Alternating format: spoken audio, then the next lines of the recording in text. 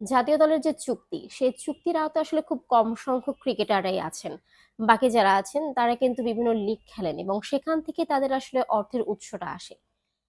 এখন ব্যাপারটা হচ্ছে যে লিগ যদি না হয় তাহলে সবচেয়ে ক্ষতিগ্রস্তটা কে হচ্ছেন? ক্রিকেটাররা হচ্ছেন। এবং এই দিকটা চিন্তা করে আসলে বিসিবি সিদ্ধান্ত নিয়েছে যেভাবেই হোক লিগ হবে। কিন্তু এখানে মূল সমস্যাটা হচ্ছে বিসিবি এবং ক্লাবগুলোর মধ্যে যে দ্বন্দ্ব, এই দ্বন্দ্বের সূত্রপাত হচ্ছে গত বিসিবির যে নির্বাচনটা ছিল সেই নির্বাচনকে কেন্দ্র করে, এবং 45টা ক্লাব তারা বলেছিল যে তারা নির্বাচনে অংশ নেবে না এবং নির্বাচনকে তারা বয়কট ঘোষণা করেছিল এবং তারা এই বোর্ডটাকে অবৈধ ঘোষণা করেছে। এবং তখনই কিন্তু আসলে একটা অনুমেয় ছিল যে এই ক্লাবগুলো আসলে নির্বাচনে অংশ নিচ্ছে না, এবং শেষ পর্যন্ত তাই হচ্ছে। তৃতীয় শ্রেণীর লিগ থেকে আসলে মৌসুমটা শুরু হওয়ার কথা, কিন্তু সেটা কোনোভাবে সম্ভব না, কারণ ক্লাবগুলো রাজি না।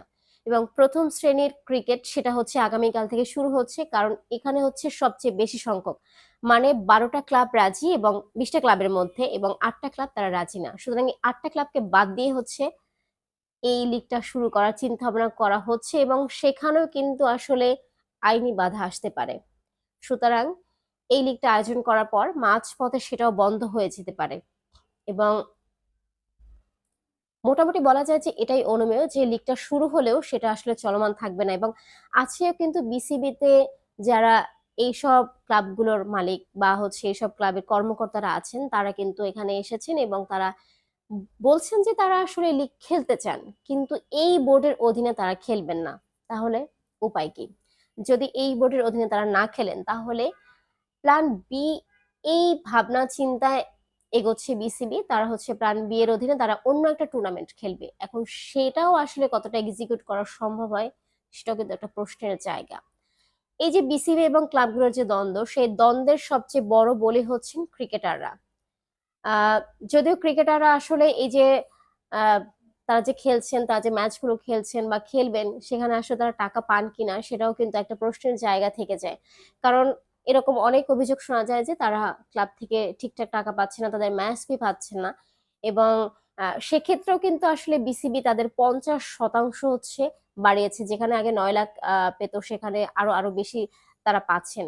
এরপরও আসলে তারা কোনোভাবেই রাজি না, এবং শেষ পর্যন্ত বিসিবির যে যে লিগ আয়োজনের চিন্তা ভাবনা সেটা কতটা আসলে ফলপ্রসূ হয় সেটাও কিন্তু একটা বলা যায় যে একটা শঙ্কার জায়গা থেকে যায়।